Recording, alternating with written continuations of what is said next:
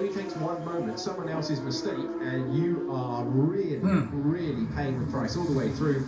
Because of the weekend format, we will be qualifying for 2 races later on this afternoon. Had a very interesting chat with Formula 3 media earlier on in the weekend yesterday, saying just needs to improve slightly in a multitude of areas to get the results he now needs through the rest of the season. And that he's jumped about between feeder series categories, going Formula 2 and being a challenger in Formula 3 over 2 years, it must be said, investing. Carapole makes his way through Eau Rouge first time and bumps over the exit curve of Turn 4, which is one of 3 track limits challenges here this weekend. Turn 4, Turn 9 and the final chicane, all difficult for track limits, as well as the exit of the double left-hander Toulon. Yeah, you thought the track limits weren't particularly clearly worded yesterday. A little bit fuzzy, aren't they? Cut behind the red and yellow painted curve. I think cut behind could be defined a little bit better in terms of the number of wheels. I know that wording has been used several times through the year, but I suspect there will be some hands up in the driver's briefing asking how many wheels do I put over the red and yellow painted curve and, to constitute cutting behind it, please. And just ticking through the field, you see car number 4 there, Jack Doohan, one of our many winners in the field. It has been a super competitive season. We've had 9 different race winners, and we're on board now with Jack Doohan, who is lining up 2nd place in the championship. He is a long way back, but there are a lot of points to be given out through the weekend, and as a result, it's no one can count themselves out, but they all know that they have to put together a perfect run to the end of the year as we go to Zandvoort, and then we go on to the Circuit of the Americas. We hope, fingers crossed, that we go on to the Circuit of the Americas for the first time in FIA Formula 3 to close out the season.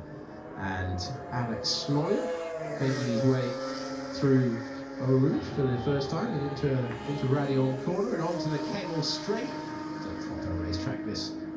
You mentioned the corner numbers of Turn 4, Turn 9. Turn 9 is one of the few places on this racetrack that doesn't appear to have a name.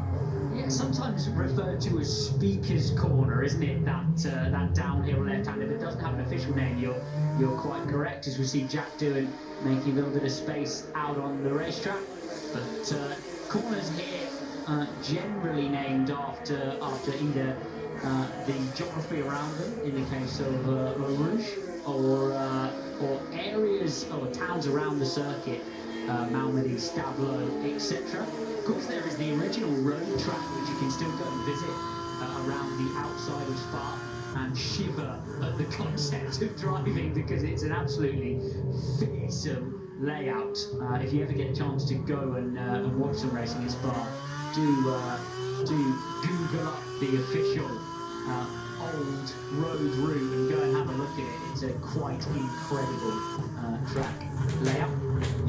The behemoth that used to scare the drivers. I remember reading a quote from Graham Hill, who said the first time he took the original circuit here, that he opened the car up to full power and he had to go back to the pits, in his words, for a bit of a think.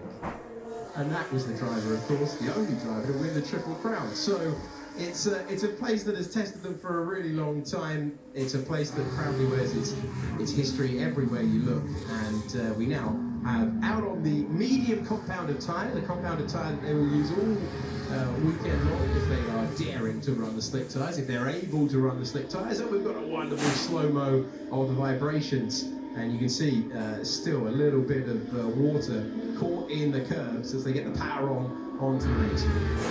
Previous rain does affect a racetrack in that way, so you have to be very, very careful on the curves. It also reduces the surface temperature of the racetrack. So actually, when it's rained previously, it changes the track quite a lot. It washes all the rubber away as well, so you tend to get a green, what we call a green racetrack afterwards, with not as much grip as you might expect. And the way that the car is able to load up